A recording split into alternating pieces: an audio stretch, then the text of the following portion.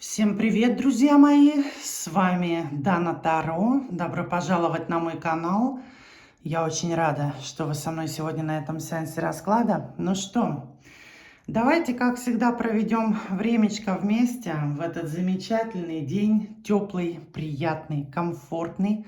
Несмотря на обстоятельства, которые происходят в мире, давайте не поддаваться всеобщей панике, негативным потокам, которые кружат вокруг Земли, и будем создавать энергетически правильные и позитивные потоки самостоятельно. У меня сегодня кофе, как всегда. Наливайте себе кофеек, чаек, берите какие-то напитки, погадаем, поболтаем, поговорим с загаданным вами человеком. Посмотрим, чем он сегодня нас удивит да ошарашит. Вы знаете, складывается такое впечатление, что кто-то пишет сценарий его жизни свыше, и явно этот сценарий наполняют какими-то, знаете, как будто даже искусственно созданными событиями. Но это мелодрама, это детектив, это боевик, это все что угодно. То у него там скандалы, то он влюбляется, то он кого-то пытается обмануть, то он кем-то манипулирует, то он хочет к вам. Давайте разбираться, что сегодня у него творится в голове, в доме, на душе, на сердце.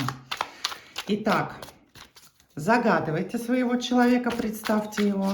Как всегда, напомню, что лично можно обратиться ко мне в письменном виде по номеру +7 931 406 1666. Итак, проведем сигнификацию загаданного вами человека. О-хо-хо-хо-хо. Но началось, как говорится, в колхозе утро. Ну, посмотрите. Ну, опять встал не с той ноги. Ну, что с ним поделать сегодня, а? Опять-то он чувствует себя дискомфортно. Кстати говоря, смотрите, в чем дело-то здесь. Он отправился сейчас куда-то по делам, возможно, на работу, в очень тяжелых чувствах и эмоциях. Может быть, к себе на огород пошел картошку докапывать и думает: ой, как мне все это надоело. Вот он живет в состоянии: все надоело, все бесит, ненавижу всех и вся, оставьте меня в покое. При этом человек, но абсолютно несчастлив в тех обстоятельствах, которые на данный момент происходят, творятся вокруг него. И рядом дама, которая, вы знаете, неким образом подливает масло в огонь. То есть она видит, что он встал не с той ноги, что он опять недовольный, и у нее начинается: ты опять недовольный, да мне надоело смотреть на твою недовольную рожу, да как ты надоел, да я не обязана, да там-то все, понимаете? Она его еще больше настропаляет, в итоге он начинает кипеть, и у него начинается момент отяжеления состояния, понимаете? Милые мои, не поверите, у меня кот пришел, и началась помывочная. Вот стоит коробка, ему надо залезть на эту коробку и сидеть и кайфовать. Давайте-ка я котика отправлю на мягкий диван, мы с вами продолжим. Джек, котя, солнышко, ну что ты, я не знаю. Давай, беги, солнышко. А мамочка в кабинете будет делать девочкам расклад. Беги, поваляйся на диване. Так, девчонки, продолжаем.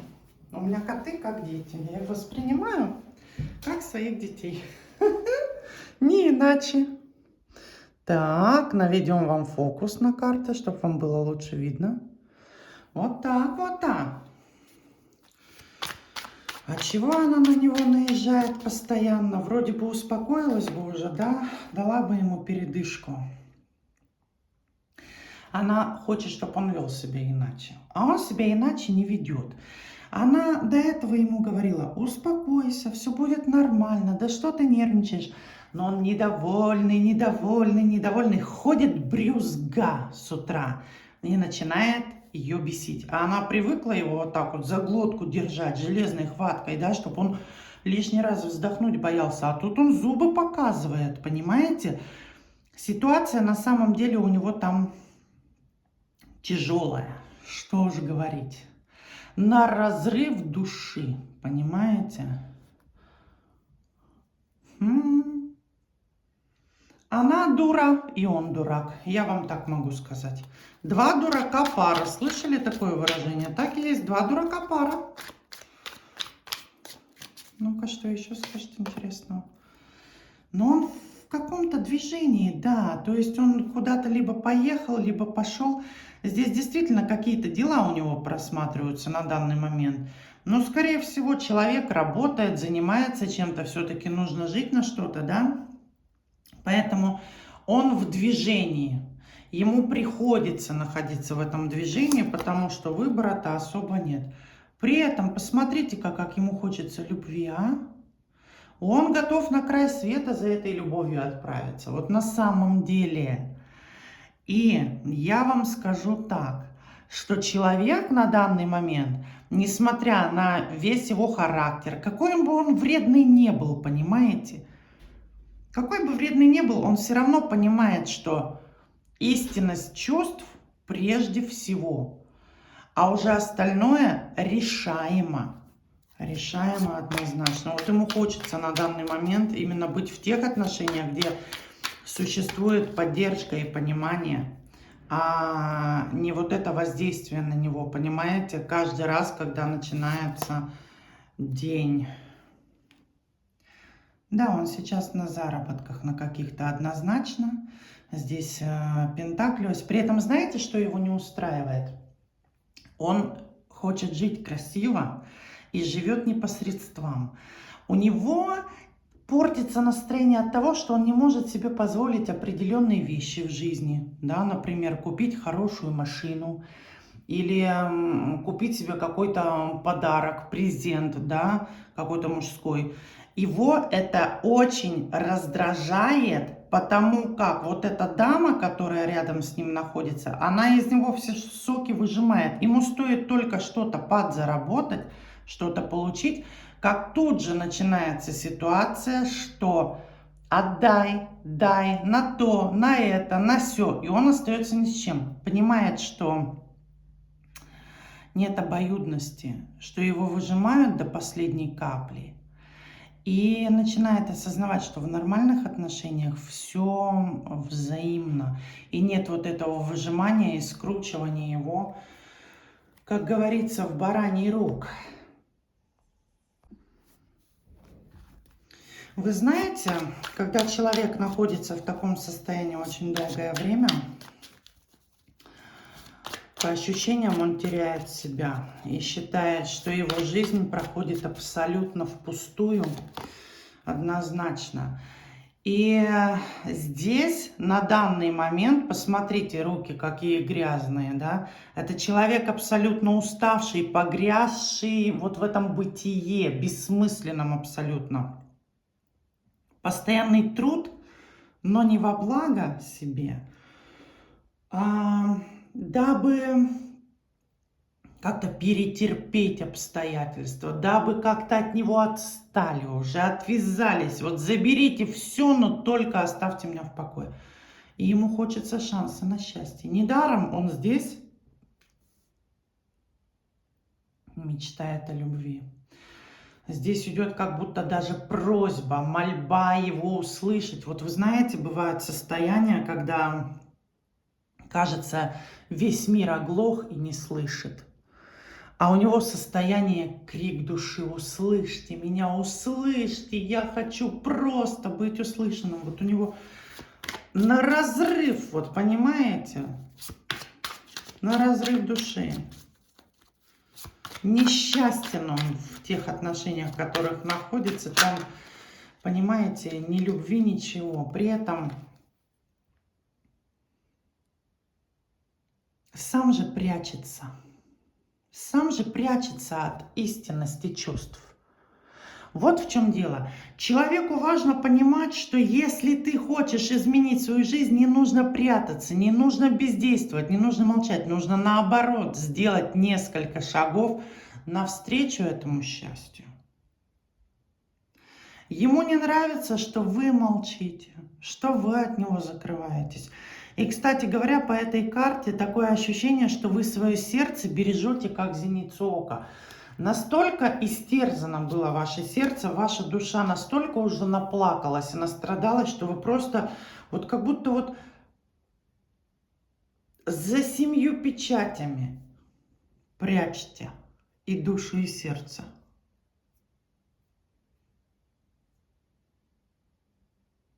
Здесь ситуация тяжелая просматривается.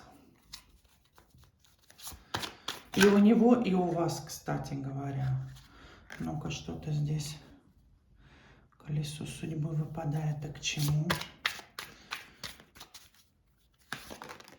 Ох, ох, ох, ох. Но видите, в чем здесь дело? Сейчас век мужчин-потребителей. И почему судьба повернула в таком направлении? Потому что его потребительство привело к таким результатам. Если бы он ценил то, что ему было дано ранее, если бы он не воспринимал все как данность, что это ему дано по умолчанию,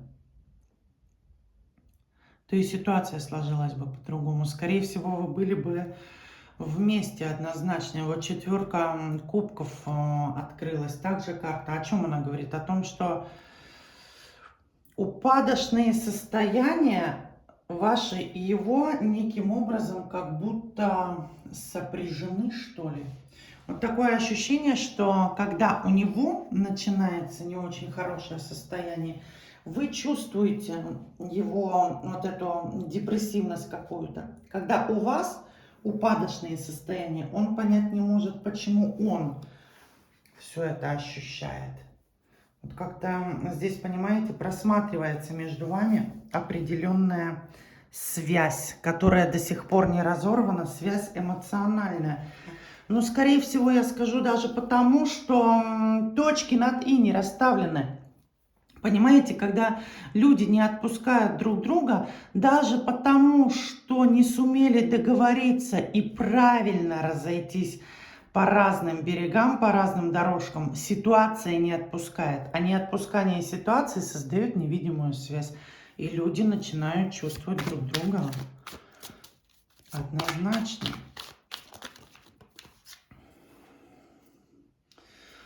Ой-ой-ой-ой, карта чего-то тут прям бушует. Ну-ка, давайте смотреть, почему они у нас из рук-то валятся.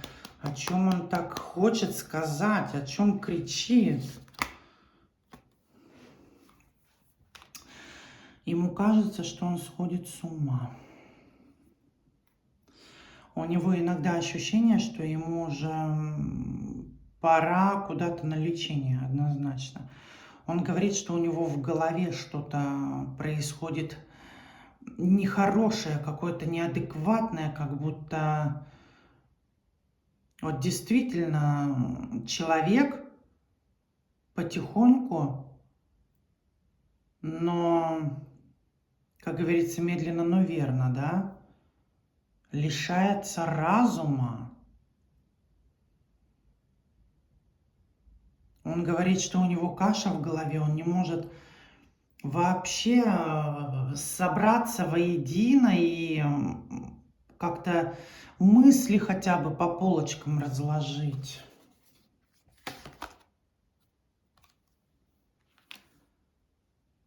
Карта сила. Воздействие. Воздействие. Здесь не он. Здесь не он кричит. А здесь его душа как будто умоляет, понимаете, вот донести мысль, что человек в состоянии воздействия, сила и верховная жрица. Посмотрите, обозначение 3-го глаза. Женщина, которая на него неким образом воздействует. Притом, знаете, определенными какими-то точечными ударами на физическое тело. Возможно, она его поит чем-то нехорошим, да? На психическое состояние. Не просто так она его здесь доводит. Он начинает сходить с ума, вырваться не может. Она его держит, понимаете, как на привязи при себе. На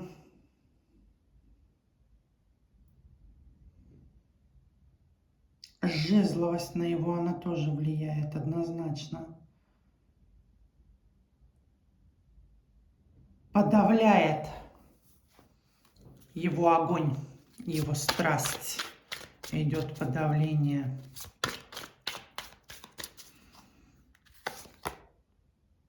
Видите, он находится в каком состоянии? Он не может взяться за что-то одно, довести дело до конца. То есть полная неразбериха в голове, полная неопределенность в жизни, какое-то ощущение иллюзии вокруг, отсутствие реальности и постоянное помутнение в голове, вот как вот до головной боли, понимаете, когда виски стучат постоянно, представьте, да, вот постоянно вот эта головная боль. И мы ходим как вот в таком состоянии немножко омороченном, и это не видим, то не замечаем. Голова болит, болит, болит, уже ни до чего, лишь бы голова прошла. Здесь то же самое.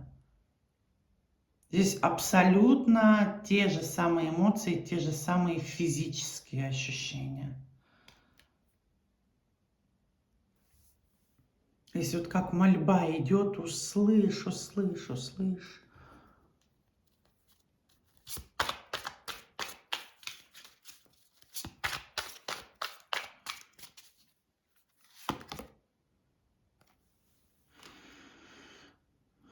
Да, здоровье здесь у него не подкачало, допрыгался, доигрался.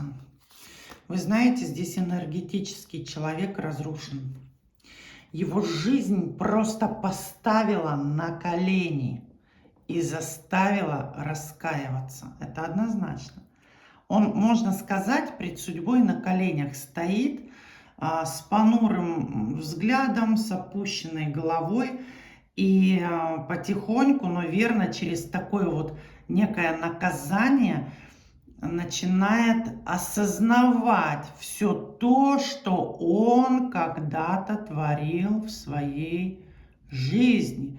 При этом смотрите, женщину абсолютно целостную во всем, очень ресурсную, женщину, которая напитана различными эмоциями.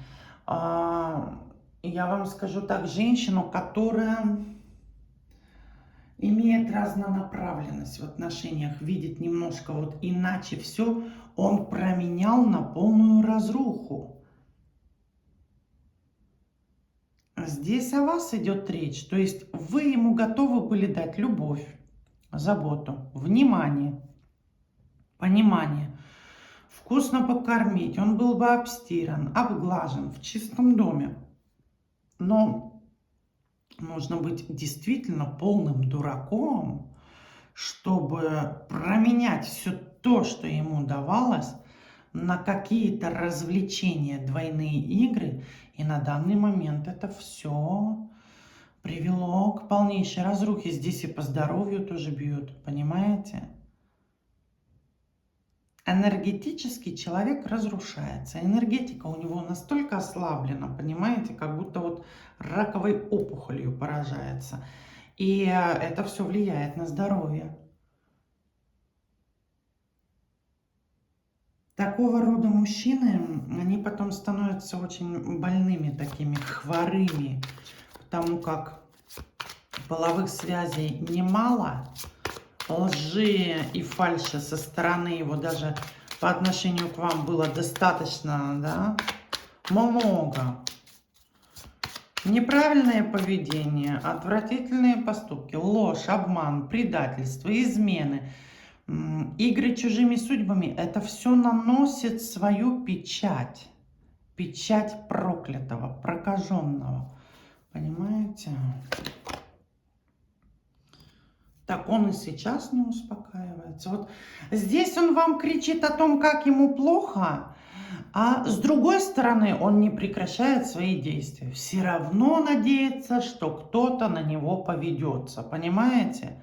То есть по рыцарю кубков он же с кем-то общается, он же с кем-то наполняется эмоционально. Но если с вами связи нет, да, на данный момент, отношения у него не ахти, значит у него чувства направлены на сторону, и у него кто-то есть,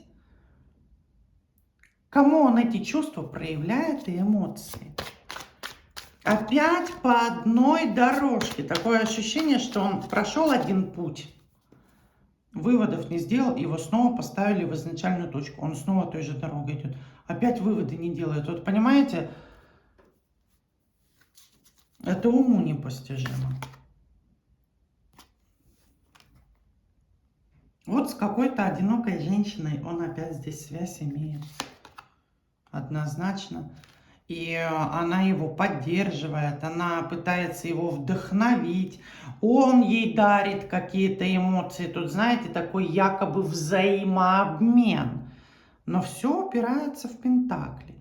Ему помощь нужна. Ему нужно, чтобы его вытащили, его спасли, его обогрели. И опять давали ему ту полную целостность, которую давали вы.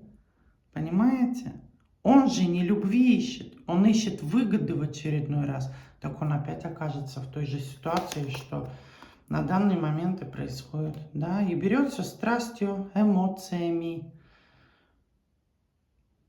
А здесь больше физическое начало, нежели чем духовное.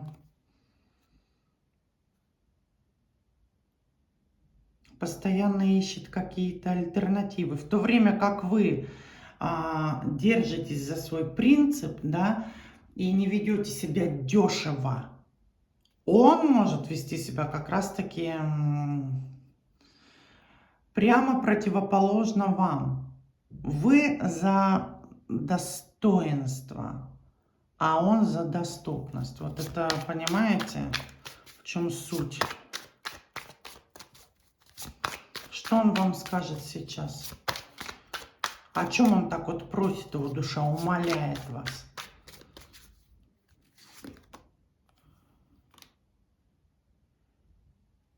Ломка у него какая-то очень сильная идет. Однозначно. Он здесь говорит о том, что то предательство, которое он совершил по отношению к вам, его уже не трансформируешь в что-то лучшее, что это между вами останется навсегда, невозможно переиграть. И именно он как будто вот столкнул вас с обрыва в пучину этих предательств. Он это осознает. И что вы тонули в его предательствах, понимаете? Как бы не хотелось эту ситуацию изменить, изменить ее абсолютно точно невозможно. И эта ситуация вас изменила. И у него здесь идет посыл, что как бы то ни было, вам лучше строить свою судьбу. Потому как, пройдя настолько тяжелое испытание с ним, вы уже вряд ли его к себе близко подпустите. Он это понимает, да. Он говорит, все, здесь тупик. Я знаю, говорит, что ты не хочешь меня видеть, что ты сейчас радуешься жизни, что ты в полном расцвете. А мне, говорит, сулит одиночество. Но в этом одиночестве он говорит, я виноват сам. Нужно было быть мудрее. Вот именно мудрости ему как раз-таки и не хватало на самом деле. Пусть проходит свое испытание. У него сейчас жизнь болото, а только потому, что он не думает головой. Почему вы головой думаете и развиваетесь как личность, а он нет? Понимаете, все уповает на судьбу. Авось да повезет, авось да прокатит. А получается так, что люди достойные и люди сильные, люди честные, рядом с ним не находятся, они отворачиваются от него и держат оборону. Вот такой получился у нас на сегодня расклад. Милые мои, я вам желаю всего самого наилучшего. Будьте по-настоящему счастливы. Увидимся с вами на канале с Даной Таро обязательно сегодня. С уважением к вам, Дана Таро.